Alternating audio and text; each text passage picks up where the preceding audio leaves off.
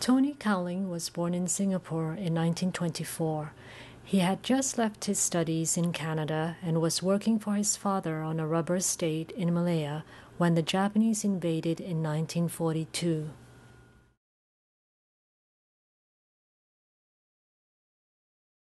He's a very brilliant businessman, a civil engineer, but not a good father, and he wanted to ship me off as far as he could so I wouldn't be around him. So I went up to North Malaya in Kota Bharu on a job he had there. He had a big construction company, and this particular job was clearing old rubber so it could be replanted.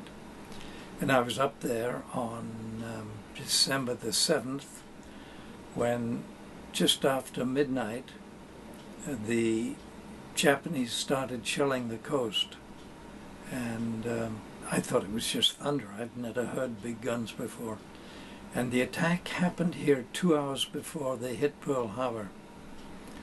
And then in the morning when I woke up, I had a very quick breakfast, and the state manager was telling me that this thunder, I thought, was really shell fire. And the Japanese had established a landing by this time, 6 o'clock in the morning.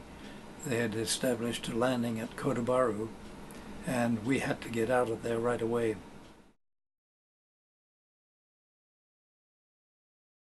Both before and after I joined the Air Force, we got stories of people who had come down from the fighting in Malaya, Australians and British troops. Of course, the East Indians were involved in a big way as well, but I wasn't familiar with any of their languages. We heard stories of, in fact, there are many recordings, written histories of the Japanese going into villages and just raping the women, cutting their breasts off and hanging them up in trees just to die of slow starvation. In many cases, pregnant women had their tummies cut open and the infant child, fetus, hanging out. Men were just massacred in any style that suited them. And when a fellow by the name of Hammond, he wrote a book about this, he was lost from his unit and trying to get back south so he'd be behind the British lines. And they came across a village where it had been burnt, and the stench of rotting bodies was just, and dogs running around eating the dead. Just incredible atrocities. Other ones involved Chinese people being doused with gasoline, caught on fire, the flames put out with boiling water, and then the whole thing repeated again. Just absolutely wanton torture. We were fighting an incredibly cruel enemy, somebody that just had no respect for human life at all. And it makes you mad, you know, as a young kid, you want to just get in there and try and even the score. But not by being cruel to other people, but by just ending all that cruelty. Yeah, revenge is not a good thing, but you can stop it any way you can. At 17, Tony joined the RAF in Singapore. 3 weeks later, he left with his unit to Java. We were on the train, and then it was ambushed. And the train had enough momentum to get through the ambush area. And then we went, when it stopped, past the ambush area, we bailed out of the train and marched down the railroad tracks. We came to a bridge that was guarded by Dutch soldiers, because Indonesia in that time was a Dutch colony, guarded by Dutch soldiers. They wouldn't let us go across the bridge. It was over a river. And we just had to sit and wait. We had no arms or ammunition. The Japanese were probably coming down the railroad tracks, chasing us. And hear the stupid order again, sit down and wait. So we waited. All we had with us at this time was our backpacks.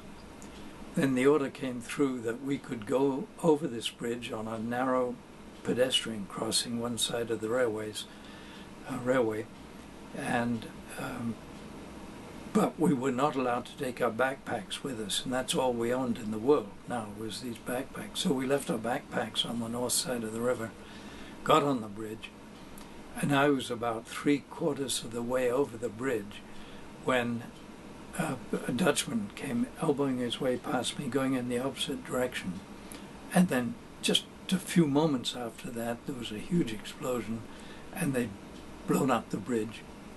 And I personally was blown onto some bushes at the side of the river, and really relatively unhurt.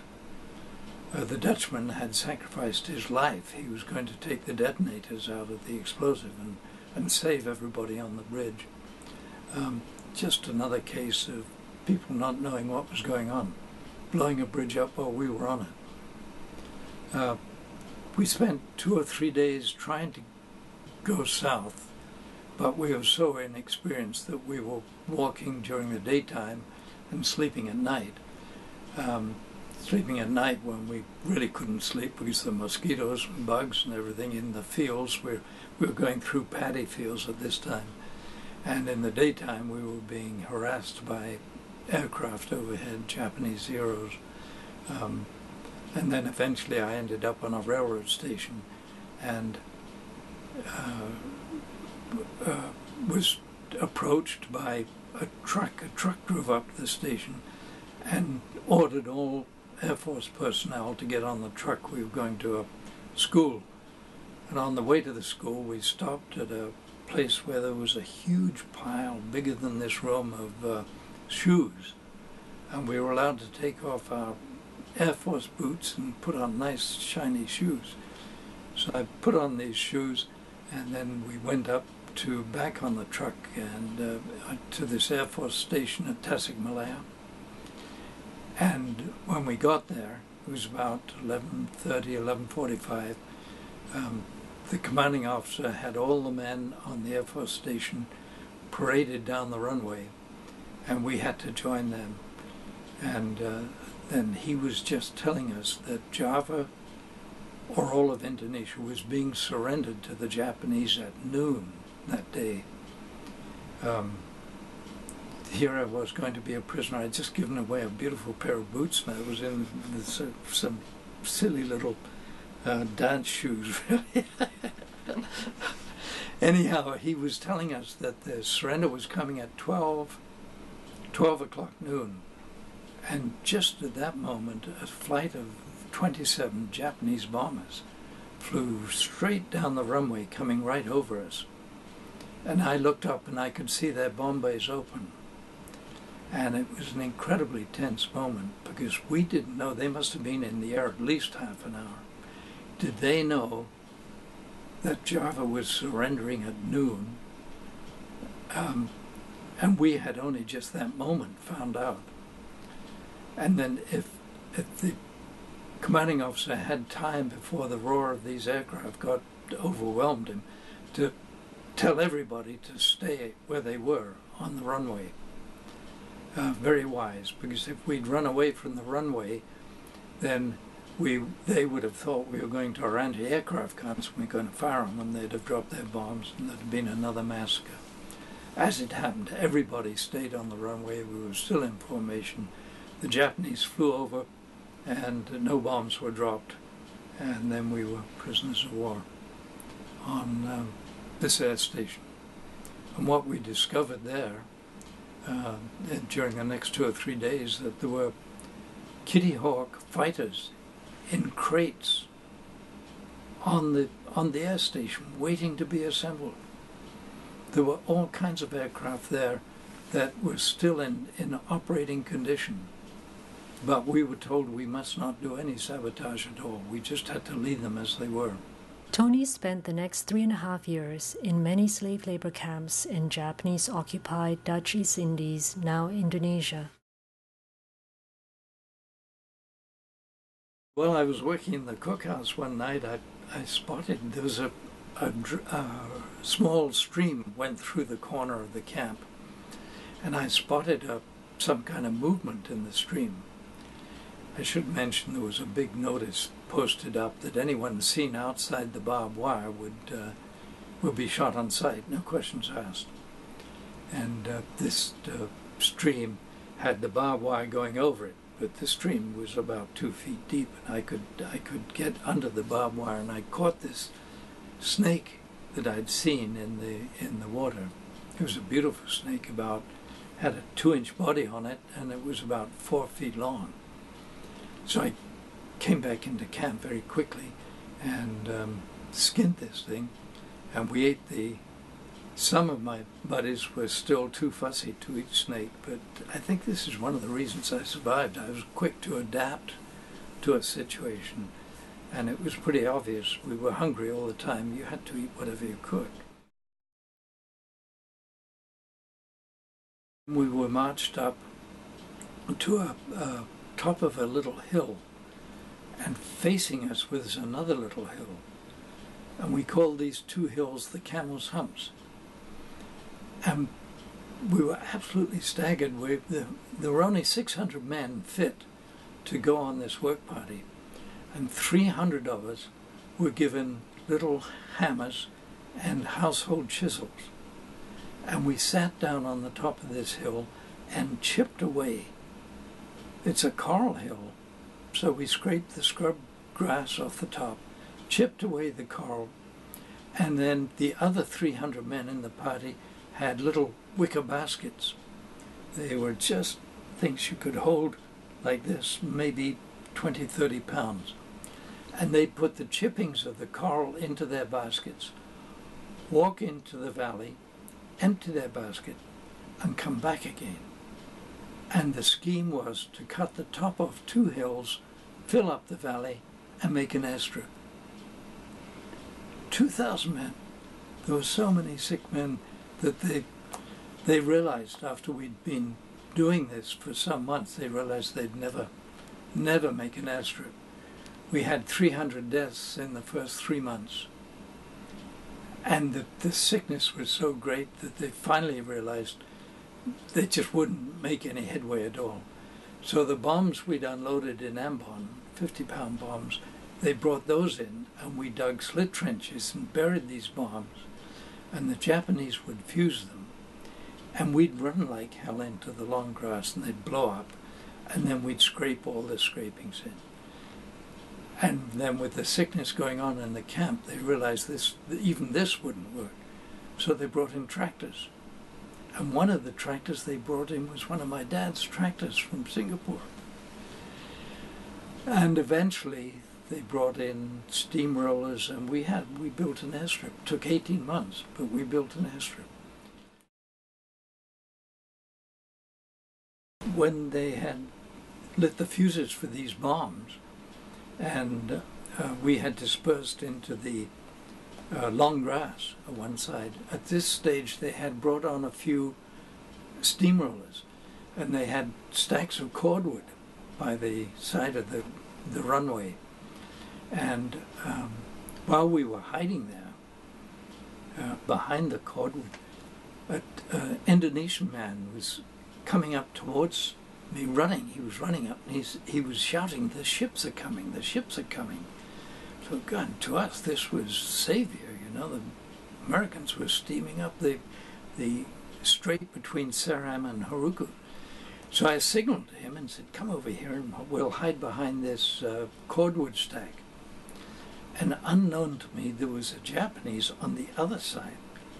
Whether he was ignorant enough not to know he should be hiding from the debris, all the rocks that would be thrown up by the bomb explosions, or he was just curious and standing there watching, I don't know. But he was on the other side, and then this Indonesian came up and we started talking, and I was saying, where are the ships coming? Where are they, and how many, and all this kind of thing. And no sooner had we started than this Japanese came around. And the Indonesian was smart enough, he took off like a bullet. He was away, and that left me there. And of course, this fellow was a private, fortunately for me, and he punched me in the face with his foot behind my legs, and I went down. and then he started with his rifle butt and kicking me, and he beat me up pretty badly. After the war, I lost a kidney as a result of that. But we all worked together as prisoners, and guys realized that I was badly beaten, and they formed a ring around me so that they would be between me and the guards, and I just rested for the rest of that day. And when I went back to camp, all our medical supplies were very, very limited, and Dr. Forbes was good enough to give me some morphine to take the pain away. But I stayed in camp for 2 or 3 days. I didn't want to be there because this madman Blood was always on the prowl in camp, forcing people out to work. If you could walk, doesn't matter what else was wrong with you. If you could walk, you could work. And that was the immutable law of the islands. One day when we had been working on the airstrip, we were called back to camp, and we were always optimistic. We thought we'd have half a day to ourselves. When we got back to camp, by this time it was dry season, and the camp had a parade square made of sand. And we were paraded around this square so that every man in camp had a view looking into the square. And then Blood and Slime came out, and they brought with them a fellow Canadian, and he had stolen a can of food from the storehouse. And the interpreter, Slime, told us that this is what had happened, and this was the punishment. And Blood just laid into this man, first with his fist to knock him over, and then with a bamboo cane that he had, and just beat him to death. Beat him in front of us, the whole camp watching, and this was a lesson: don't steal from the Japanese. But a short time after this, there was an air raid, and my friend Sergeant Blackmore, who was a pilot, I'd joined up to be a pilot, and I chummed around with 2 fellows who were pilots. He had been working around the camp, straightening it up, when a chicken that was there laid an egg. And of course we're hungry as all hell at this stage, maybe 65, 70 pounds. Blackie broke open the egg and ate it right away. And he scrunched up the shell and hid it. But some of the shell had fallen on the ground, and just then a Japanese sergeant came around and spotted this eggshell on the ground and accused Blackie of eating the egg. Well, we'd just seen a man beaten to death for stealing 1 can of food out of the Japanese storehouse. So Blackie realized his life was at stake here. So he pointed to the eggshell and the chicken. And he got incredibly excited. The chicken ate the egg, the chicken ate the egg, and the sergeant's muttering, no, no, you ate the egg, you ate the egg, and he's pointing to his, no, the chicken ate the egg, the chicken. And eventually, the sergeant got the message, the chicken ate the egg. He took out his sword and sliced off the chicken's head.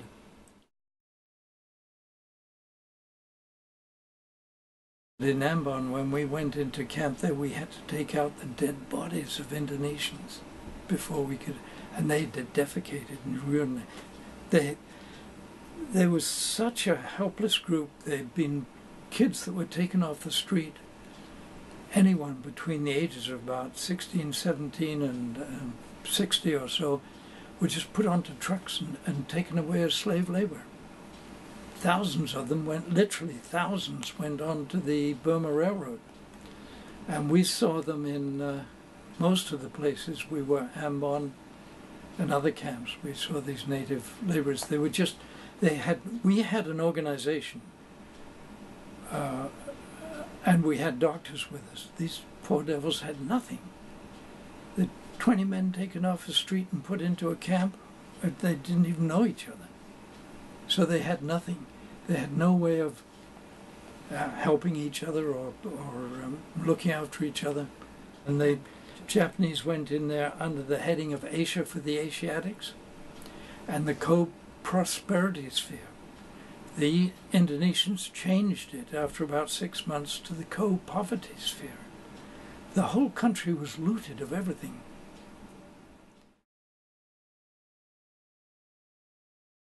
But, you know, we had to get rid of all our emotions. We just couldn't afford to be emoting about anything. There were just horrendous amount of deaths and beatings going on all the time, that it was just a daily occurrence, and it was part of life. You just had to live with it and not be involved with it. You became like zombies. On HARUKU, when there were so many deaths going on, when we came back from a work party at night, our own men would just say, this group of 100 men in a party, this group will be a burial party. And so you were doing this almost on a daily basis, just a random selection. And so many strange things happened. I was on a burial party one night when there was a man wrapped in a mosquito net. And I realized this was an incredibly precious thing to have. So before we hoisted the man shoulder high, I said to the doctor, listen, if I can get some rice sacks, could I take this mosquito net?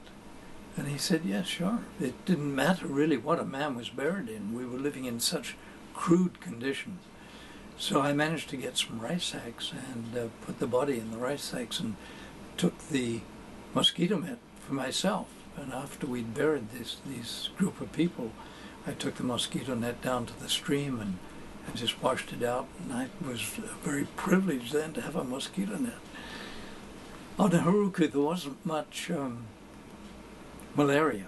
We'd picked it up in Semarang when we were beside a swamp, where this little stream where I caught the snake was draining the swamp, and it was just full of mosquitoes, malarial mosquitoes. So we carried it with us, but it was nice to have a net.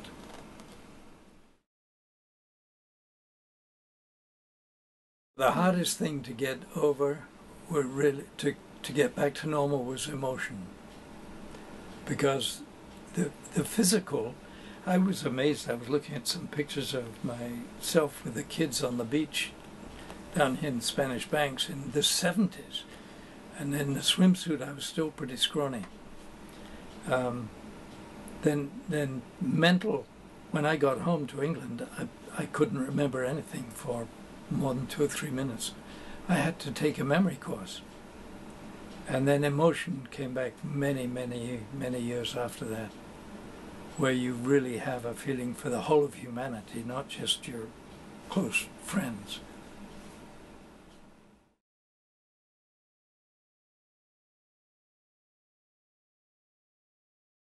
After spending some time in Singapore, Ceylon, and England, Tony returned to Canada in 1949 and worked as a teacher librarian. He is married with 4 children and is also a grandfather. The Japanese should be teaching their children the truth, teaching the whole population the truth of what happened in Asia.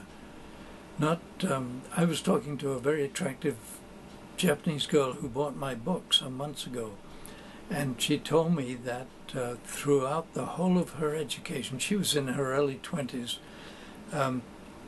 she had heard 2 things, and that was the bombing of Pearl Harbor and the dropping of the bombs, and nothing in between, absolutely nothing. Here's a girl 21 or 2 years old that knows nothing about the war. And you have to start with the children. If you want to do anything on a long-term basis, you have to start with the truth and with the youth.